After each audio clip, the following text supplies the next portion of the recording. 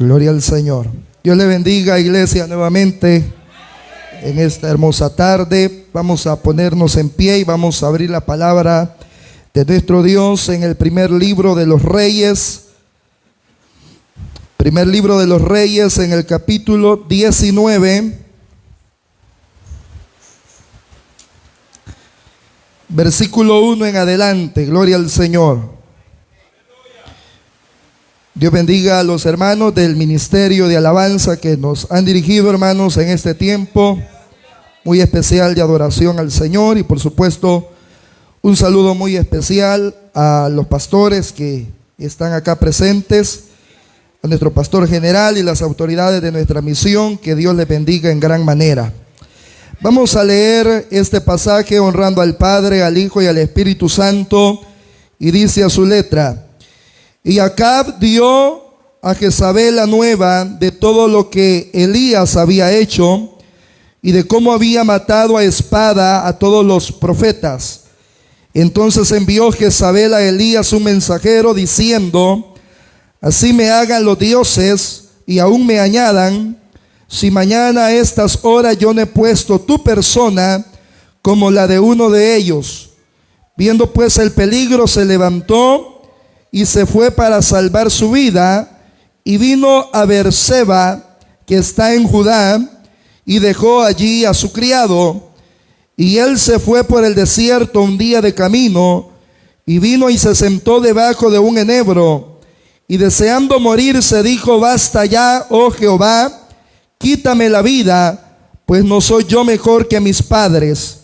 Y echándose debajo del enebro, se quedó dormido.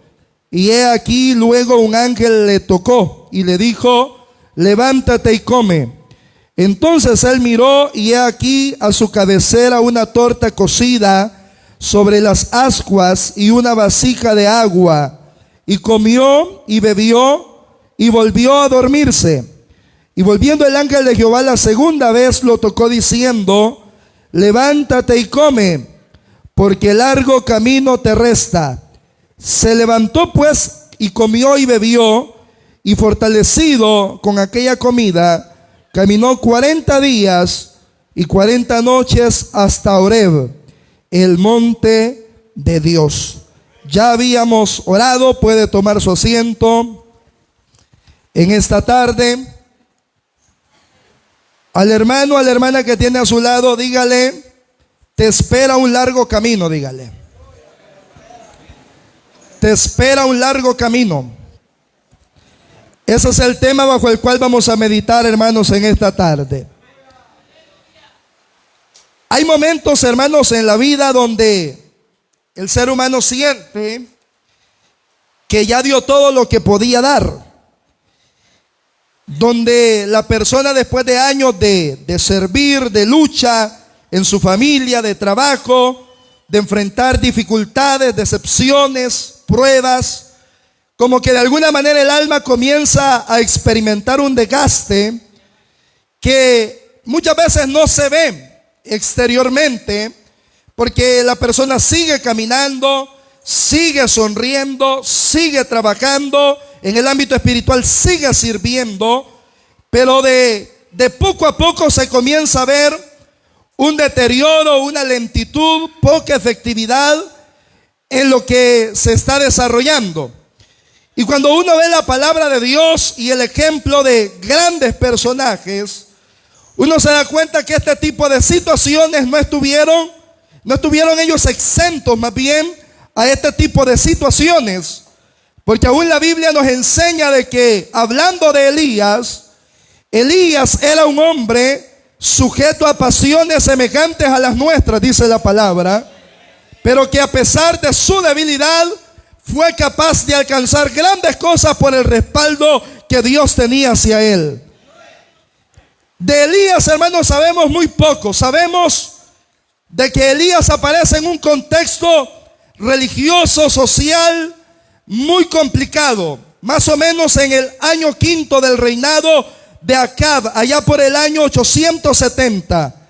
Acab, hermanos, se casa con una princesa sidonia, Jezabel, y a raíz de eso se comienzan a exportar las deidades, los dioses paganos de este pueblo, Israel se pervierte de la sincera fidelidad a Dios y comienza a adorar dioses paganos. Los profetas, que por cierto eran muchos en este tiempo, todos se venden ante las mieles del reino de Acab, que les ofrece prosperidad, que les ofrece estabilidad, que les ofrece vestuario, que les ofrece comida, que les ofrece un lugar donde vivir, que pone frente a ellos una vida totalmente resuelta. Son apenas pocos profetas los que deciden no aceptar esta proposición, pero los pocos que no aceptan, están escondidos, dice la palabra, y están siendo alimentados por un hombre que está exponiendo su propia vida para poder alimentarlos. Y de repente, de una forma muy abrupta, aparece en escena, hermanos, aproximadamente en el año 870 antes de Cristo, bajando desde las regiones rocosas de Tisbe, un hombre de quien no sabemos su genealogía, no sabemos quién era su padre, no sabemos quién era su madre, no sabemos de qué tribu este hombre descendía, pero lo poco que sabemos acerca de él es que era un hombre celoso, era un hombre que amaba la presencia de Dios, era un hombre que conocía la ley de Dios y que, movido por ese celo, baja desde Tisbe y se le pone frente al rey Acab mientras todos andaban huyendo y le dice: no lloverá hasta que otra vez palabra de Jehová venga sobre mí. Hasta entonces se abrirán los cielos. ¿Cuántos alaban el nombre del Señor en esta tarde? Un hombre valiente, un hombre sencillo. Elías no viene con una apariencia de los profetas habituales de aquella época. Elías viene vestido con ropas de pelo, dice la Biblia, y con un cinto de cuero. Un hombre sencillo, un hombre humilde, pero amante de la presencia de Dios. Hay algo que el primer libro de Reyes no lo dice, pero se puede intuir por las palabras del apóstol Santiago.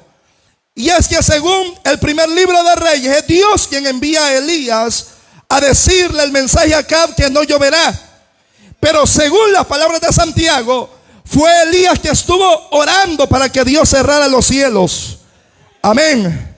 Lo que dice Santiago, era un hombre con pasiones semejantes a las nuestras, pero cuando oró, aleluya, cuando oró que no lloviese, no llovió.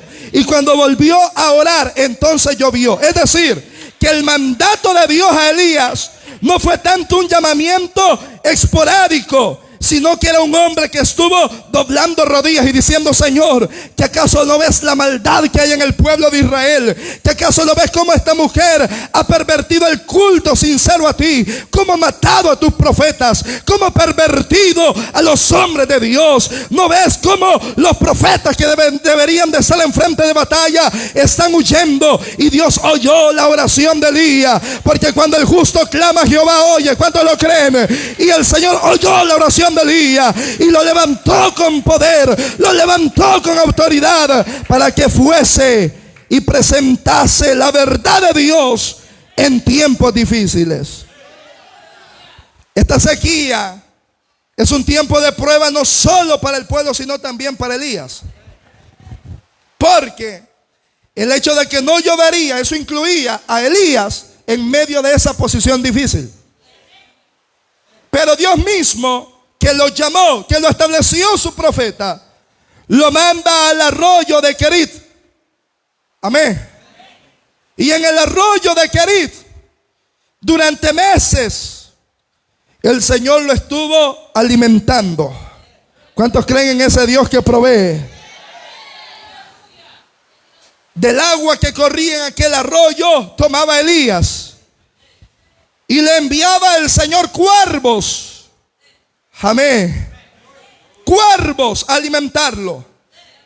Se ha propagado una teoría que enseña de que los cuervos de los que habla la Biblia no son cuervos literales, sino que dicen ellos de que a las personas de piel oscura en estos tiempos se les llamaba cuervos. Sin embargo, eso no tiene ningún sustento bíblico, porque aquí habla de cuervos. Y yo creo en un Dios que la naturaleza le obedece. ¿Usted también cree en ese Dios? O sea, si Dios hizo hablar a una burra, ¿cómo no va a tener el poder el Señor para enviar un par de sopes que le lleven comida a su siervo? Y eso es una evidencia, hermano, de que la naturaleza completa obedece a la voz de Dios. No hay quien pueda estar de pie cuando Jehová habla, porque Él es el Todopoderoso. ¡Aleluya! Y Elías comienza a vivir esa experiencia de dependencia de Dios. En el arroyo Dios lo sustenta, pero un día el arroyo se secó. Y vea los propósitos de Dios. Dios es un Dios de detalles. Es muy detallista. La escritura tiene muchos detalles. Y Dios envía a Elías otra vez, ahora hacia Sarepta de Sidón. ¿Hacia dónde? Sarepta de Sidón. ¿A dónde? Sarepta de Sidón. Al lugar de donde era Jezabel. Jezabel era de Sidón. Y allá manda el hombre de Dios. Y dice la Biblia, usted conoce la historia, no voy a entrar tanto en detalle. Pero Dios ya tenía preparada una viuda que alimentaría a su siervo. Y parece ser de que allá en Sarepta de Sidón estuvo Elías todo el tiempo restante que duró la sequía. Pero mientras la gente estaba muriendo de hambre, el hombre de Dios tenía alimento. El hombre de Dios tenía provisión. Jehová estaba con él. El arroyo se secó, pero no se secó la bendición de Dios sobre él. Dios tenía un plan preparado para sostenerlo, para alimentarlo. No hay justo desamparado. No hay justo desamparado, ni su simiente que mendigue pan. Hay un Dios que pelea por su pueblo. Hay un Dios que provee para su pueblo. Aleluya. Y cuando aparece nuevamente en escena Elías, es para hacer una confrontación a Acab. Y dice la Biblia de que Acab le dice: tú eres tú el que ha causado tanto problema a Israel. Y le dice Elías: ¿yo? ¿Que acaso no es tu mujer la que trajo a Baal, a Asera, a Astarot y todos los dioses paganos? ¿Que no son ustedes los que han matado a los profetas de Jehová? ¿Que no es esa la causa por la que Dios ha cesado la lluvia? Pero le dice Elías: decidamos, comprobemos de una vez por todas quién es Dios. Te reto para que vayas al monte conmigo. Lleva a tus profetas. Aleluya. Y ahí se definirá de una vez por todas quién es el Dios verdadero. Hermano, cuando sucede todo esto, ahí hay mucho que hablar, pero quiero llegar a la historia.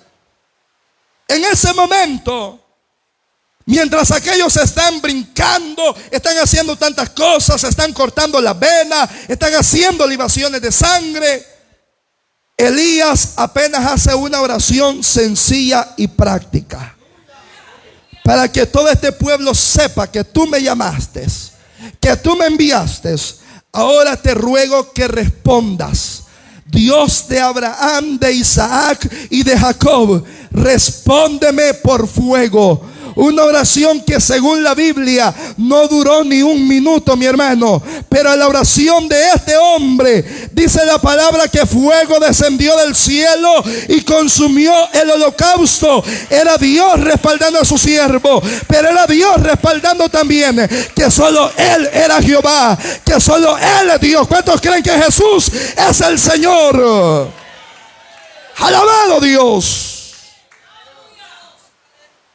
Pero la oración de Elías se vuelve tan interesante que el mismo día, por la oración de Elías, cae fuego, pero por la oración de Elías, el mismo día, cae lluvia.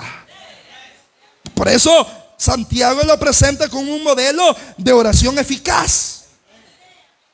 El mismo día oró para que cayese fuego y cayó. El mismo día oró para que lloviese y llovió. Y el mismo día, Él, como un acto de celo, hermano, como un acto de valentía, deshizo el culto a Baal. Mató a todos los profetas. A mí me gusta siempre aclarar esto. Hay hombres de Dios que no eran sanguinarios, que no eran personas que acostumbraban matar a otros, no se dedicaban a eso. Pero hay personajes en el Antiguo Testamento que una manifestación del celo de Dios les llevó a hacer actos tan valientes. Como Samuel, que era un niño crecido en el templo.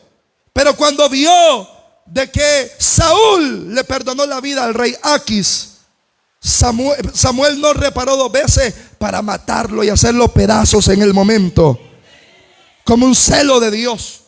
Como Finés en el libro de los Números, que no lo pensó 2 veces para matar a aquel israelita que iba tomado de la mano de aquella mujer madianita, que era la razón por la que había venido tan grande mortandad al pueblo de Israel. También lo hizo.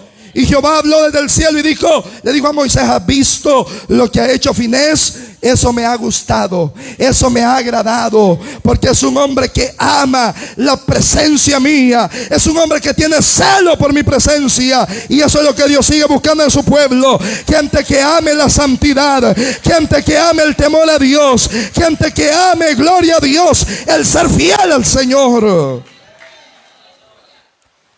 Esta tarde que sucede todo esto y que Dios responde de una manera tan poderosa, Elías dijo: bueno, la obra está hecha.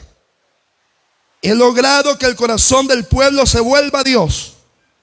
Acab ha visto cómo el mismo día Dios descendió fuego, y el mismo día Dios descendió lluvia. Porque fue Elías que le dijo a Acab: apresúrate que va a llover. Y Dios ciñó los lomos de Elías. Dice la Biblia que corrió más rápido que él. Amén. Lo dejó tirado. O sea, digo Elías: bueno, se mataron los profetas, no hay profetas de Baal. El rey ha visto un Dios que responde por fuego, que responde también con lluvia. Él ha visto que yo soy profeta de Jehová. Lo menos que puede pasar, dijo Elías, es que hoy comienza un avivamiento en Israel. Hoy Jezabel se convierte, hoy Acab se convierte, y desde el reino, desde el trono, desde el palacio, se hará una reforma para que el pueblo de Israel vuelva su corazón a Dios. Este es el centro de todo. O sea, Elías esperaba de que hubiese un momento donde Jezabel y Acab recapacitaran. Porque hay hombres que al ver la mano de Dios recapacitaron. Nabucodonosor, después de que anduvo comiendo zacate 7 años, alabó a Dios, hermano. Reconoció. Darío, cuando vio de que Dios protegió a Daniel en el foso de los leones, alabó a Dios después de eso. Entonces digo a Elías: lo menos que puede pasar es que Acab y Jezabel hoy se conviertan. Pero no pasó eso. No sucedió lo que Elías esperaba,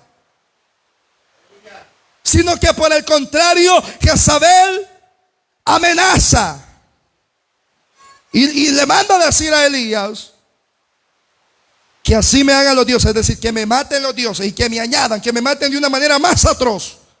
Si mañana a estas horas no te he matado como tú mataste a mis profetas. Las grandes victorias no nos hacen inmunes al desánimo. Hay momentos donde uno espera, por ejemplo, al predicar un mensaje a la iglesia, uno espera que la iglesia llore, gima, se arrepienta, pero muchas veces pasa todo lo contrario. Más rebelde se va la gente. Sí, hermano. Y es muy fácil que un hombre de Dios caiga en desánimo, porque él esperaba otro resultado. Está aquí en la iglesia esta tarde. Esperaba algo diferente. Y Elías esperaba algo diferente. Pero cuando lo que recibe es amenaza, el hombre se desanimó. Porque los siervos de Dios somos de carne y hueso. La iglesia del Señor, los hijos de Dios, también nos desanimamos. Y mire, no envió un ejército, no levantó un juicio, no lo mandó a aprisionar, le mandó un mensaje. Pero detrás de ese mensaje eran demonios que iban para acechar al siervo de Dios. Y el hombre que había hecho descender fuego del cielo, y el hombre que había orado para que no lloviese y no llovía, ahora está desanimado. El enemigo sabe atacar cuando estamos más vulnerables. Amén. El enemigo sabe que a Elías no lo va a detener de otra manera. Lo va a hacer a través del desánimo. Lo quiere desanimar. Y el desánimo de Elías es tal que su cansancio no solo es físico, también es emocional. Hermano, uno ve hombres de Dios como Moisés, por ejemplo, que le dijo al Señor: ya no soporto a este pueblo. O sea, imagínense cómo grandes victorias, esto es bien paradójico, pero en la Biblia se repite muchas veces, cómo grandes victorias conducen a momentos de tristeza o de desánimo a los hombres de Dios. Si usted ve a Jonás, por ejemplo, pidiendo morir después de que Nínive se arrepintió. Amén. Usted ve a David, muchos de los salmos de David son escritos después de grandes victorias. Salmos no necesariamente de alabanza, sino muchas veces salmos de angustia, de dolor y de tristeza. Hermano, aún el apóstol Pablo, escribiendo a la iglesia de Corinto en su segunda carta, él dice de cómo llegó a estar tan abrumado por la persecución en Asia que llegó a perder. Oiga, el apóstol Pablo, el hombre que escribe a los Romanos y dice: ¿quién me separará del amor de Cristo? Ese mismo le dice a la iglesia de Corinto: fuimos abrumados por tan grande persecución que llegamos a perder toda esperanza de conservar la vida. Se perdió la esperanza. Es decir, grandes victorias, porque el Señor concede grandes victorias a su pueblo. Y yo no sé por qué Dios envía este mensaje. Yo quería hablar de otra cosa, pero esto es lo que el Señor manda decirle a la iglesia esta tarde. Hermano, grandes victorias no nos hacen inmunes al desánimo. No debemos olvidarnos que la fuerza no proviene de nuestra inteligencia, de nuestra sabiduría, de nuestro conocimiento, de nuestras habilidades. Nuestra fuerza viene del Señor, viene del Espíritu Santo que mora en medio de nosotros. Pero somos débiles, nos cansamos. Pero cuando llegan estos momentos, influye mucho el tipo de decisiones que se toman. Elías, cuando se siente así, yo me imagino el rostro de Elías cambiado. Había un muchacho que andaba con él y él le dijo: tú te quedas aquí, yo quiero estar solo. Amén. Estos son conductas depresivas en Elías. Quiere estar solo, no quiere que nadie esté con él. Y si Elías no se mató, es porque él sabía que enseñaba la ley de Jehová en cuanto al suicidio. Pero las ganas de morirse no le hacían falta, porque le pidió a Jehová que lo matara. Le dijo: mátame, Señor, yo no me puedo quitar la vida, pero mátame. Ahora, ¿hace esto a Elías un cobarde? No. Lo hace un hombre como cualquiera de nosotros. Lo hace un ser humano como cualquiera de nosotros. Y le dice a Elías: Señor, ya estuvo. Jezabel no se va a convertir, Acab no se va a convertir, este pueblo vio la gloria tuya y no se va a convertir. Basta ya, mi tiempo se ha terminado, mátame. Gloria a Dios. Basta, me quiero morir. Y aquí es, hermano, donde uno entra en algo tan especial de Dios. Dios es bueno. Dios es bueno. Dios es bueno, iglesia. Y Dios no llegó donde Elías y le dijo: hombre, ¿por qué estás tan arruinado, Elías? ¿Qué te pasa? ¿Qué es lo que te sucede? Ayer mostré mi gloria, ¿por qué sos un cobarde? Así llegó el Señor. ¿Dónde quedó tu fe, Elías? ¿Que no viste el fuego? ¿Que no viste la lluvia? ¿No recuerda que te ha alimentado? ¿Qué te pasa? Y yo puse una nota acá, y esto lo quiero dejar bien claro. Dios sabe diferenciar un corazón rebelde de un corazón cansado. ¿Me escuchó? Dios sabe diferenciar un corazón rebelde de uno agotado. Dios sabe que Elías está ahí no por rebelde. Elías no era un rebelde. El rebelde era Jonás, y usted sabe lo que le pasó. Dios sabe diferenciar entre un rebelde y entre alguien que humanamente se cansa. Y como Elías no es un rebelde, no lo trata con dureza, sino que Dios lo deja tranquilo. Y le dije, Dios es un Dios de detalles. Aquí hay muchos detalles que yo he encontrado en este momento. En primer lugar, Dios lo dejó que descansara. Dios lo dejó que descansara. ¿Cuántos creen que en Dios está nuestro descanso? En Dios está nuestro descanso. Cuando venimos a la casa de Dios, venimos a descansar. Amén. A veces hay gente que dice, yo no voy al culto porque ando cansado. No, es que aquí está el lugar de descanso.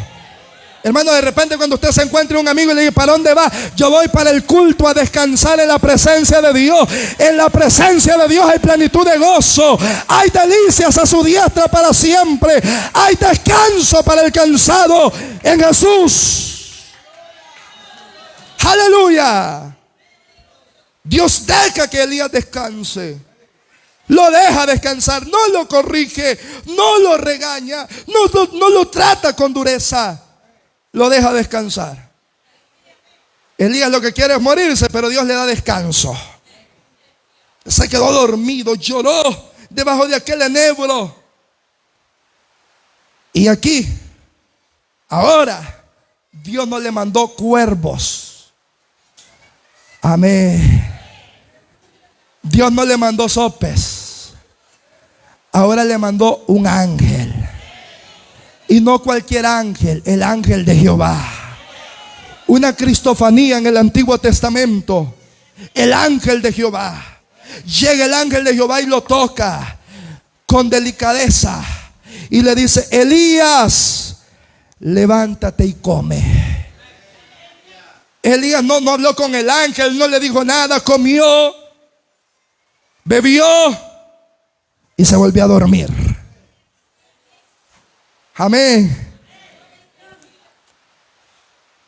No hay un discurso, no hay una reprensión. Lo que hay ahí es alimento. Para un hijo cansado hay alimento.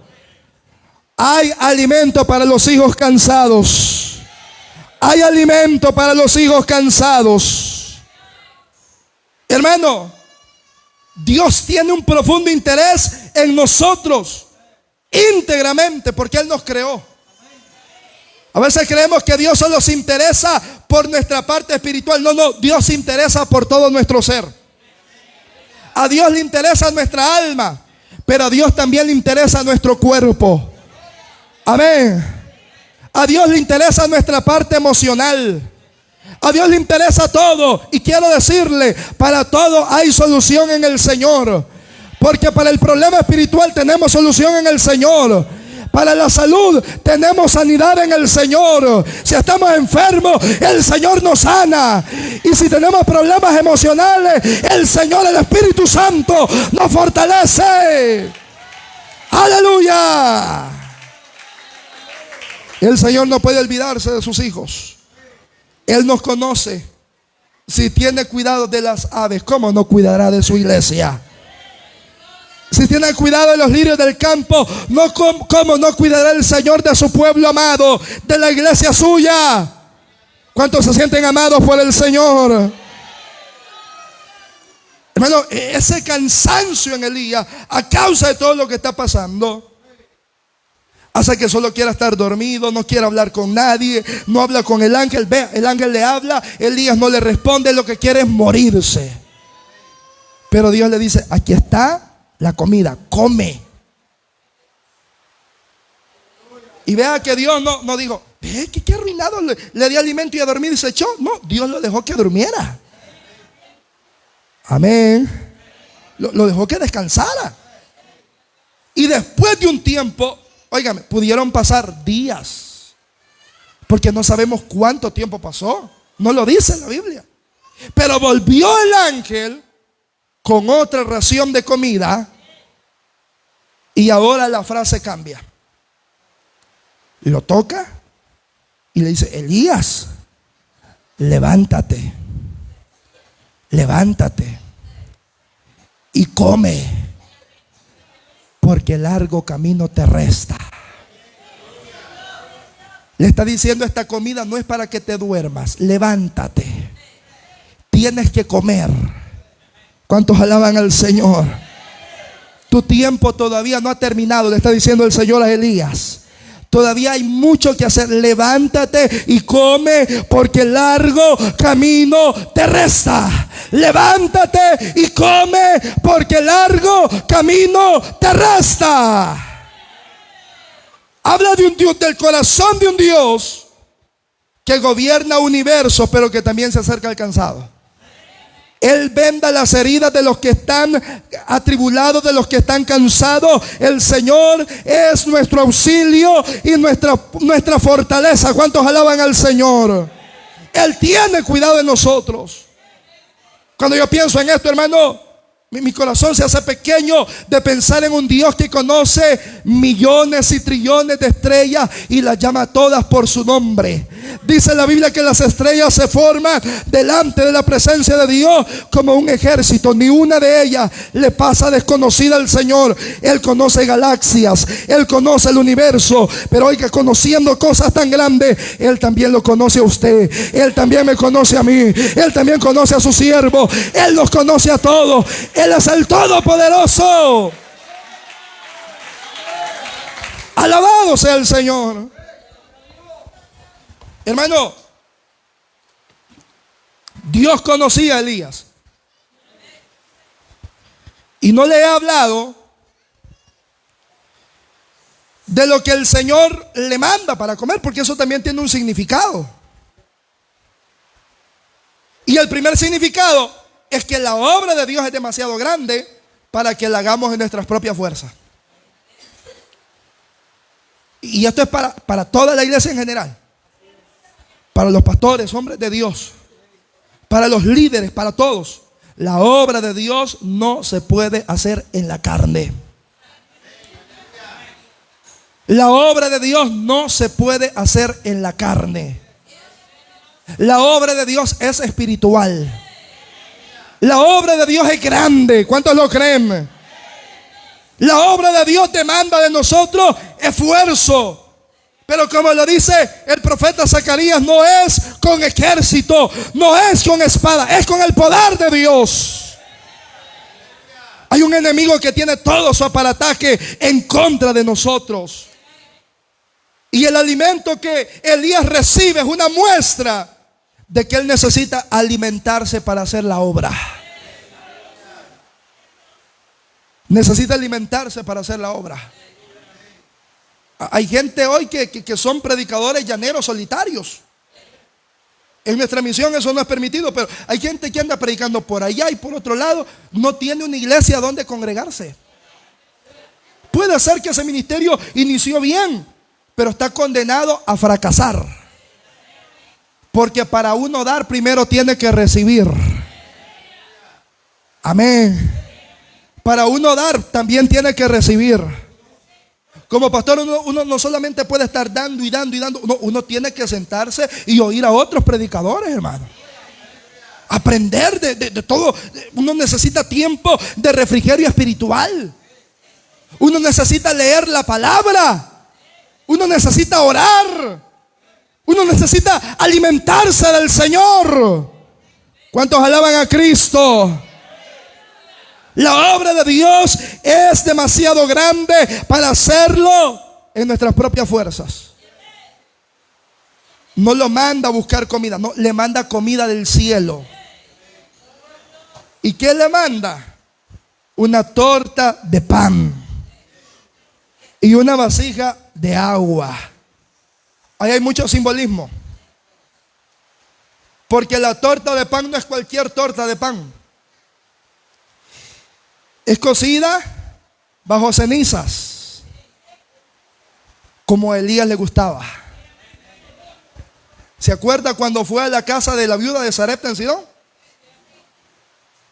Y le dijo la mujer, no hay más, solo para hacer una ración de comida más para mi hijo y para mí, y nos morimos. Aleluya. Y le dice Elías, no tengas miedo, hazme a mí primero. Hazme a mí primero. Y después Dios ha dicho que la harina y el aceite no va a escasear. Y cuando la mujer va con fe y le dice, un detalle que se me olvidaba. Házmela por favor debajo de ceniza, que así me gusta. Amén. Se lo voy a poner más en salvadoreño para que me entienda. Es como que usted diga, hermano, a mí las tortillas me gustan tostadas. Otro dice, no, a mí me gustan las tortillas fritas. Y diga otro, no, a mí me gustan las tortillas recién hechitas. ¿Usted está entendiendo el detalle que Dios está teniendo con Elías? No le está mandando cualquier tortilla, llévale esto y que si quiere comer, que coma. No. Dios sabía, conocía el corazón de su siervo. Y con esto Dios le está diciendo, ¿te acuerdas cuando no llovía? Cuando aún Jezabel y Acab estaban amedrentados en el palacio. ¿Te acuerdas que yo te llevé a la casa de una humilde viuda y que ahí en esa casa no te faltó? Y yo me imagino a Elías comiéndose aquel pan y llorando porque sabía que Dios había sido fiel. Y el Dios que fue fiel es fiel ahora y seguirá siendo fiel. ¿Cuántos alaban su nombre? Dios es fiel. Elías se está comiendo aquel pan y aquel pan tiene sabor. Tiene un sabor especial. Tiene el sabor de un padre que conoce a su hijo. Amén. Tiene el sabor de un padre que ama a su hijo, que conoce a su hijo, que conoce que le gusta a su hijo, pero que también conoce que a su hijo lo que necesita es fuerzas. Como lo dice, hermanos, el profeta, se olvidará la mujer de lo que dio a luz, no se olvidará. Tampoco Jehová se olvidará de sus hijos. Somos su iglesia, somos su pueblo amado, somos sus siervos. Alabado sea Dios. Aquel pan tiene un sabor especial. Y él dice, ¿cómo Dios sabe que así me gusta el pan? Dios lo conocía. Yo he contado muchas experiencias, hermano, de cuestiones que me han pasado así. Mi esposa lo sabe. De repente, ¿verdad? Por cuestiones del ministerio, uno a veces no tiene tiempo. Y a veces también, ¿verdad? La situación económica. Y de repente yo he deseado una comida y yo le he dicho, estoy ando ganas de comer tal cosa. Y de repente un hermano ha llegado, mire hermano, pastor, aquí le traigo esto. Exactamente lo que yo le había dicho a ella que deseaba. Y para cualquiera diría, bueno, una comida más. No, para mí significa que Dios me oye. Y que quizás ni se lo pedí en oración. Pero dice la palabra del Señor, encomienda a Jehová tu camino, confía en Él y Él hará. Y Él te concederá las peticiones de tu corazón. ¿Cuántos creen en ese Dios fiel? En ese Dios poderoso que muchas veces no nos da lo que queremos, pero sí lo que necesitamos. Dios es fiel. Dios es fiel. No, parece que no me escuchó. Dios es fiel, iglesia. Le dio pan, pero el pan también es símbolo del alimento espiritual. Es símbolo, en el Nuevo Testamento el pan es símbolo de Cristo. Jesús dijo, yo soy el pan de vida. En otras palabras, lo que necesita es comer de la palabra de Dios, pero también comer de la presencia de Dios.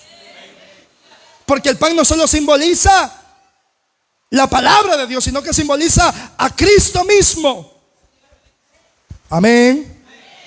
Comer del pan, en un sentido simbólico, es comer de la presencia de Dios.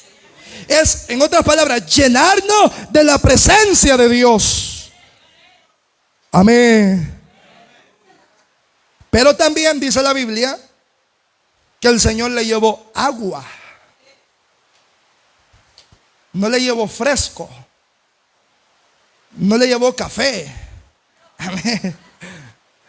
Le llevó agua. Porque el agua es una necesidad básica. Amén. A veces el cuerpo nos pide agua y uno Coca-Cola le da. Sí, hermano, y el cuerpo es lo que le está pidiendo. Porque cuando uno tiene sed es el cuerpo pidiendo agua. Y uno le mete, hermano, Coca-Cola. De ahí vienen los problemas, ¿verdad? Porque el cuerpo nos pide una cosa y le estamos dando otra. Pero porque el agua simboliza muchas cosas. Pero dentro de todos los simbolismos del agua, el agua simboliza lo básico. En otras palabras, Dios le está diciendo a Elías: tú no necesitas más que pan y agua. ¿Ha leído usted lo que dice el apóstol Pablo a Timoteo? Teniendo abrigo y sustento, estemos contentos. Porque Dios ha dicho. ¿Quién lo ha dicho? Dios lo ha dicho: no te dejaré y no te desampararé. Así que teniendo abrigo y sustento, estamos bien. El Señor ha prometido que no nos va a dejar solos. Él estará con nosotros. A veces nos amedrentamos por tantas cosas, hermanos, puramente del materialismo. Y se nos olvida que teniendo a Cristo estamos bien.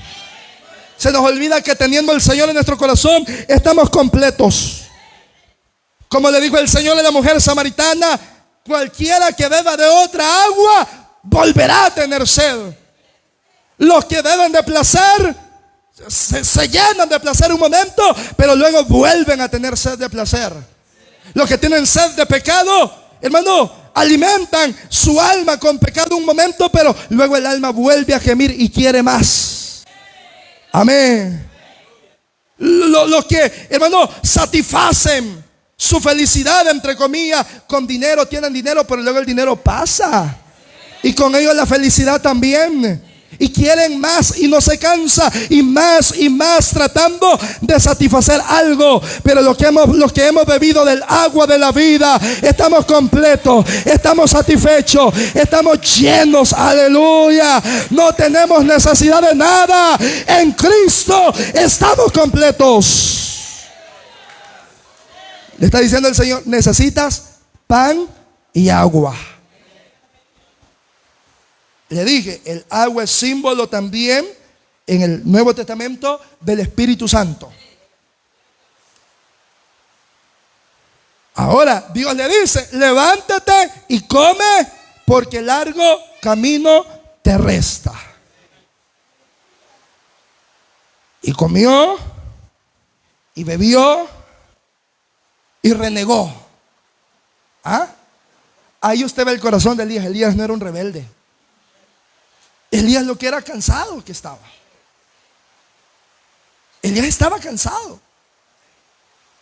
Hay personas que, por ejemplo, están cansadas porque tienen años de estar orando por un familiar para que se convierta. No se han convertido, han pasado los años. Hermano, yo le digo esta tarde: no se canse, siga orando. No pierda la fe. De repente un líder está pensando en ya no continuar trabajando porque quizá no ha logrado las metas, los objetivos propuestos. Pero como yo siempre he dicho, Dios no nos mide tanto por los resultados. Lo que Dios premia es el trabajo.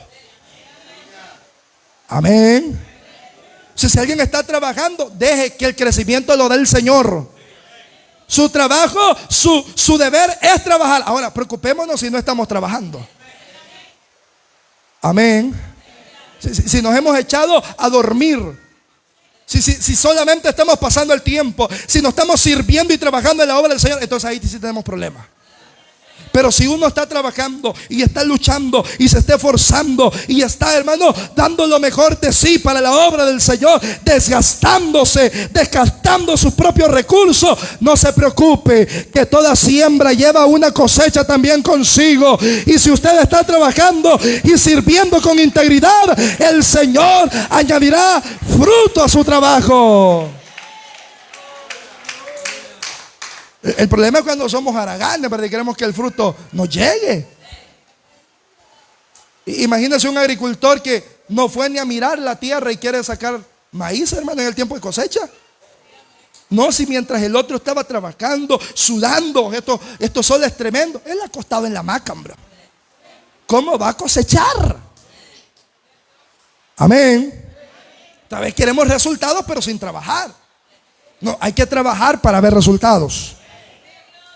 Claro, ese trabajo lleva involucrado cansancio, desgaste, porque Elías había trabajado.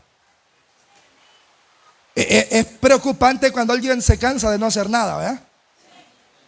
Eso es preocupante, que alguien se canse de no hacer nada. Y hablo en el sentido literal y también en el sentido espiritual. Me dije que hermano, ya no aguanto esto de servir al Señor. Esto cuesta. Y una vez a los 15 días viene. Y uno dice, ¿y qué cansancio es el que anda? No va a los evangelismos, no va a los ayunos, no va a la oración, no está evangelizando, no trae invitados al culto. ¿De qué trabajo me está hablando? Amén. Porque lo normal es que si hay trabajo, hay cansancio. Amén, iglesia. Ya bajaron los amenes ahí. Entonces Elías siente cansancio, lógicamente, por ese tiempo de trabajo, pero no es un rebelde. Él es una persona que está cansada por eso. Y ahora el Señor le dice: come, levántate, porque te espera un largo camino. Y cuando yo leo ese versículo incluye, hermanos, tanta belleza de la palabra de Dios.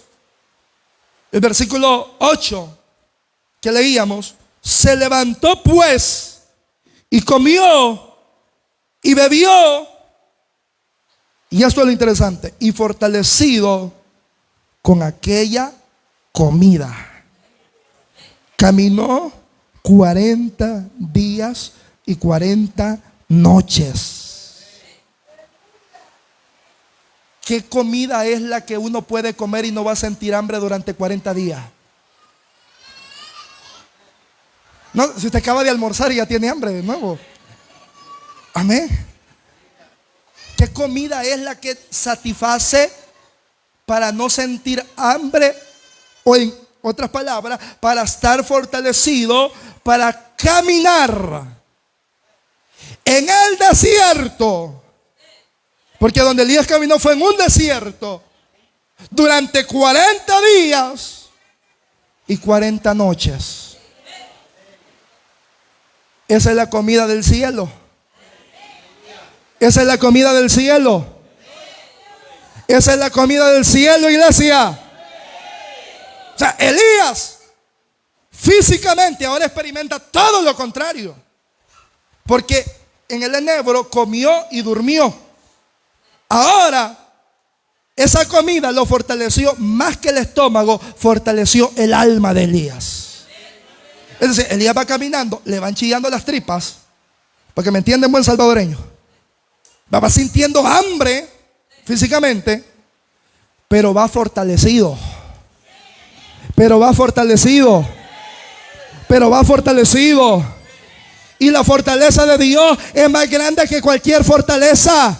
Porque cuando soy débil, dice Pablo, entonces soy fuerte. Cuando somos débiles en la carne, en lo humano, entonces el Espíritu de Dios viene sobre nosotros y da la fortaleza que necesitamos. En lo humano Elías no hubiera podido caminar 40 días y 40 noches. Pero ahora el Espíritu Santo le da la fuerza. Este es otro detalle. Es el detalle de Dios recordándole a Elías que cuando él dijo que llovería acá, iba en su carruaje, pero el Espíritu Santo le dio una fuerza superior a Elías para que corriera más rápido que él. Amén. Ahora tiene fuerza para caminar porque Dios lo ha fortalecido. Ahora tiene fuerza para caminar porque comió del pan del cielo. Ahora tiene fuerza para seguir porque bebió del agua de la vida. Y mientras Elías dijo: hasta aquí llegó mi ministerio, aquí se acabó lo que Dios tenía para mí. Ahora Dios lo está levantando, hermano, porque él era un hombre íntegro, un hombre fiel. Él no estaba ahí huyendo porque le había fallado a Dios, porque había pecado. No, él estaba ahí porque había sido un siervo fiel de Jehová, y por eso era perseguido. A esto se refiere la palabra cuando dice que somos bienaventurados cuando somos perseguidos, cuando somos odiados por causa de la justicia, por hacer lo bueno. Pero si sufrimos a modo de malhechor, dice el apóstol Pedro, entonces aguantemos. O sea, si Elías hubiera andado ahí por chambroso, por metido, es que Jezabel lo quería matar, le aseguro, Dios no lo guarda. Si Elías hubiera andado huyendo porque había robado, porque había cometido una inmoralidad, Dios no lo sustenta. Dios no está con él. Pero Elías está ahí porque era un hombre que amaba a Dios. ¿Cuántos aman al Señor? Y Dios no le dice, bueno, te quedan 40 días. No, le dice, te resta un largo camino. Hermano, yo no sé cuánto camino nos resta a nosotros, pero nos resta camino por delante. Y tal vez usted dice, no, yo ya no, le resta un camino por delante. Te espera un largo camino. Hermano, le espera un largo camino. Probablemente va a encontrar espinas, va a encontrar abrojos, va a encontrar dificultades, va a encontrar adversidades. Las potencias del infierno se van a levantar en contra suya. Encontrará todo tipo de vicisitudes. No tenga miedo, el Señor lo fortalece. El Espíritu Santo lo fortalece. Solo asegúrese de tener la cobertura de Dios, de tener el poder de Dios, de tener la presencia de Dios en su vida. Pero hay camino por delante. Entonces ahora Elías sabe a dónde ir y va a la presencia de Dios. Y hay algunas cosas, hermanos, que quiero compartirle para ir finalizando. La primera de ellas es que Dios tiene un plan con Elías. Y hay por lo menos 4 cosas que Dios le quiere enseñar a Elías en este momento, a su llegada a Horeb. La primera es que Elías tiene que conocer a Dios de una manera que no lo conocía. Elías tiene que conocer a Dios de una manera que no lo conocía.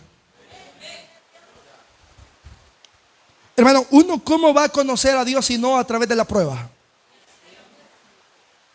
O sea, si Dios todo el tiempo nos tiene como en una vitrina, como niños mimados, amén, dándonos todo lo que le pedimos, entonces ¿cuándo vamos a conocer a Dios verdaderamente? No, a Dios se conoce en la enfermedad. O sea, ¿cómo usted puede dar testimonio de un Dios que sana si nunca se ha enfermado? Amén. ¿Cómo usted va a dar testimonio de un Dios que provee si nunca ha pasado necesidad? De un Dios que obra cuando todo parece perdido, si usted nunca ha estado en una situación así. O sea, es en la prueba donde aprendemos a conocer a Dios. ¿Está aquí la iglesia? Entonces Elías llega al monte de Dios y él dijo, Dios se me va a presentar de la manera que siempre lo ha hecho. Y Dios se presenta a Elías, o más bien envía un mensaje de la manera como Elías siempre había oído a Dios. Manda fuego. O sea, no es por gusto que al hombre se le llame el profeta de fuego. Hermanos, si cuando fueron 50 hombres a buscarlo y le, varón de Dios, profeta de Jehová, si soy varón de Dios, que les caiga fuego y que los mate. Y cayó fuego y los mató. No era por gusto que fuera el profeta de fuego. Entonces, cuando él oye y ve el fuego, dijo, ahí está Dios. Pero pasó el fuego y Dios no estaba en el fuego. O sea, Elías estaba acostumbrado a ver a Dios en el ruido, a oír a Dios en el ruido. Vino la lluvia, un gran terremoto, un viento que quebraba las piedras. Y en ninguna de esas cosas estaba Dios. Entonces Elías se preocupó. Y digo, hombre, la lluvia, a Dios en la lluvia. Si lo vi que la nube era como la palma de una mano. Y yo sabía que Dios estaba ahí en la lluvia. En el fuego yo sabía que Dios estaba en el fuego. En los milagros yo sabía que Dios estaba ahí. Pero ¿y ahora qué pasa? Y de repente un silbo apacible. Y dice el texto: y Jehová estaba en el silbo apacible. Dios le está hablando al corazón de Elías de una manera en la que él nunca había oído la voz de Dios. ¿Cuántos creen que Dios tiene diferentes maneras de hablarnos? Y debemos de aprender a conocer, a distinguir la voz de Dios. Y de la manera en la que Él nos hable, debemos de estar prestos para oírle. Como Samuel: habla, Jehová, que tu siervo oye. En otras palabras, este momento de crisis, de cansancio, llevó a Elías a una comunión más profunda con el Señor. Dios le está diciendo a Elías: tú tienes que conocerme más en este momento. Los momentos de prueba es cuando más conocemos a Dios. Los momentos de dificultad es cuando más conocemos a Dios. Amén. Y no es lo mismo conocer a Dios por lo que nos cuentan. No es lo mismo conocer a Dios por lo que nos dicen. No es lo mismo conocer a Dios por lo que leemos en la palabra. La mejor manera de conocer a Dios es cuando nos encontramos verdaderamente con su presencia. La segunda lección que Elías tiene que aprender es que él pensaba que Jezabel y Acab quedarían sin juicio. Pero Dios es justo. Pero Dios es justo. Y el impío no quedará sin retribución, dice la palabra. El que siembra para la carne, de la carne segará corrupción. Hay gente que cree que se puede burlar de Dios. No se engañe, Dios no puede ser burlado. De Dios nadie se burla. Y Elías creyó de que Acab y Jezabel se habían salido con la suya, que se habían burlado de Dios. Y él dijo: mi presencia es innecesaria. Estas personas ya no recibieron nada de Dios. Eso es lo segundo que aprende Elías. Le dice: no te preocupes. Amén. Que ya tengo a Asael y a Jehú. Aleluya. Ellos son los que van a exterminar a la casa de Acab y Jezabel. Jehú es el que más tarde ordena que maten a Jezabel. Jezabel, cuando ve a Jehú que ya había matado a la mayor parte de su familia, y Jezabel se para a la puerta del palacio queriéndole coquetear a Jehú. Y hay gente, hermano, que llegan ancianas y coquetas todavía. Aleluya. Qué vergonzoso es eso, hermano. Una anciana que, como dice Pablo, debe ser reverente en su porte. La mujer de Dios debe ser reverente en su porte. Que se note que es una mujer de Dios, una santa mujer, como lo fue Sara, como lo fueron las grandes mujeres del Antiguo Testamento, como lo fue la misma María, la madre del Señor. Reverentes en su porte. Qué horrible ver una anciana queriendo parecer cipota. Esa es Jezabel. Ella quería ser una muchachita, pintándose los ojos, dice la Biblia, con demonio. ¿Cómo que? Dinomio. Amén. Hermano, y coqueteándole a Jehú. Y Jehú dice: ¿quiénes están del lado de Jehová? Y los dos eunucos que están: nosotros, le dijo. Arrójenla, tiren. Y no lo digo yo, lo dice la Biblia. Arrojen a esa perra. Así la trató Jehú. Arrojen esa perra. Era familiar de Santiago Zúñiga, quizás. Y la tiraron. Quedó tirada en el suelo Jezabel. Y como Dios lo había dicho, los perros lamieron aún su sangre. Jehú entró, comió adentro y todo. Y dijo Jehú: hombre, digo, realmente, al final esta perversa era hija de un rey. Merece que sea enterrada. Cuando salió, ya se la habían comido los perros. Amén. Eso está en la Biblia, hermano. No me vea raro, eso está en la Biblia. La mujer que echó a correr al hombre de Dios. La mujer que puso en fuga a Elías. La mujer que se burló de Elías. Acab, hermanos, que hizo tanta maldad y que pervirtió el culto a Jehová. Elías dijo: estos se van a salir con la suya. Dios jamás cobrará venganza. Pero Dios le anticipa a Elías y le dice: no te preocupes, que tus manos no se van a ensuciar de sangre. Ya está listo Asael y Jehú, pero mi justicia llega porque llega. Servimos a un Dios justo, cuyos caminos son fieles y verdaderos de la voluntad, de la justicia de Dios, nadie se escapa. Dios es justo. ¿Cuántos alaban el nombre del Señor? Y la tercera enseñanza que tiene que aprender Elías es que él tiene que dejar un sucesor. Amén. Elías deseaba que Jezabel, que Acab tuvieran algún tipo de simpatía, se arrepintieran, sintieran algo. Y mira, hermano, lo que el Señor me puso en el corazón, y lo anoté para que no se me olvidara. Muchas veces uno está interesado en que Jezabel se convierta. Amén. Y uno agota toda la fuerza para que Jezabel se convierta. Y Jezabel no se va a convertir. Amén. No se va a convertir. A veces nosotros estamos, y esto tiene que ver más con los pastores, los predicadores, los líderes. Uno está interesado en que Jezabel cambie. No va a cambiar. Acá no va a cambiar. Están entenebrecidos. Pero por ahí hay un Eliseo que sí desea aprender. Hay que poner los ojos en Eliseo. Elías estaba frustrado porque solo estaba viendo para el palacio. Acab y Jezabel no quieren nada. Pero Dios le dirige la mirada. Ahí está Eliseo. Un muchacho que sí me ama.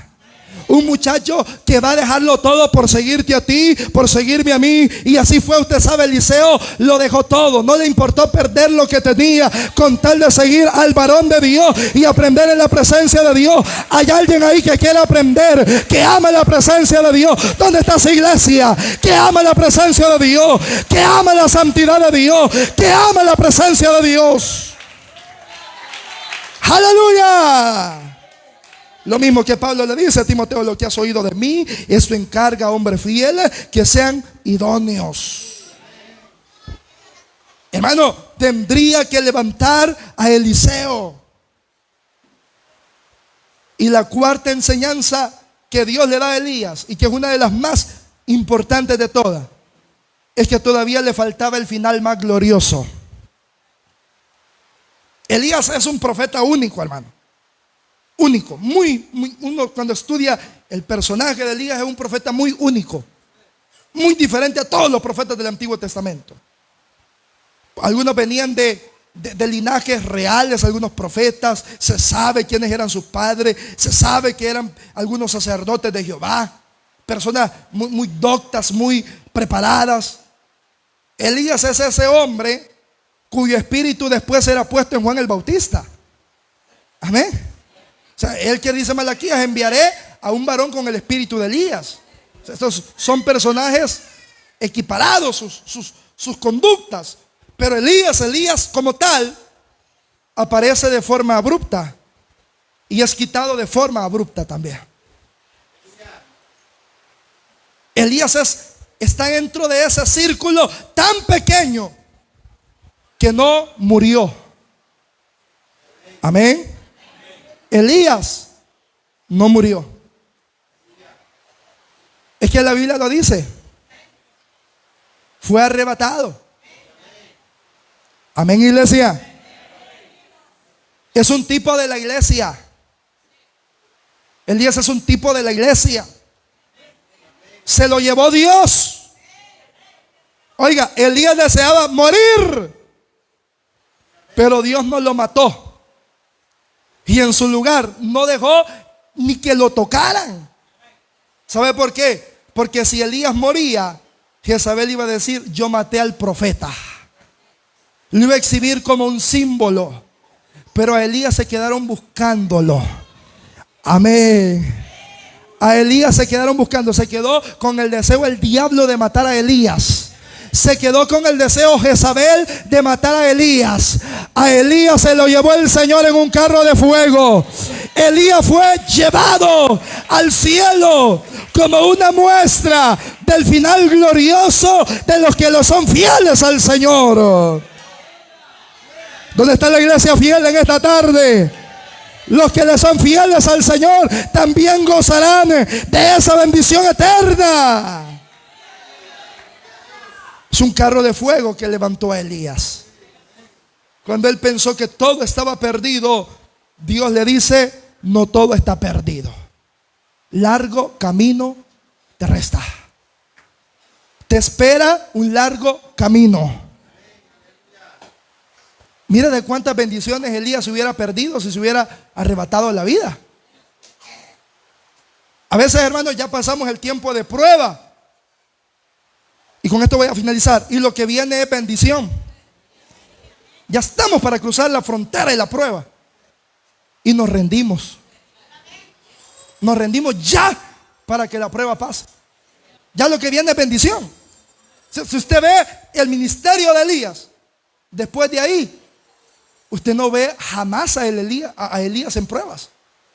De aquí todo fue bendición, bendición, bendición, bendición, bendición, bendición, hasta que el Señor se lo llevó. Entonces, a veces, hermanos, en el momento ya para culminar la prueba nos rendimos, cuando lo que viene es la bendición. Porque después de la tormenta, la paz siempre, la calma siempre tiene que llegar. La tormenta tiene que pasar. El desánimo tiene que pasar. Pero aprendamos a conocer las lecciones que Dios nos quiere dar. Porque a Elías le dio 4 lecciones. Probablemente las suyas sean otras y sean más. Amén. Sean más lecciones.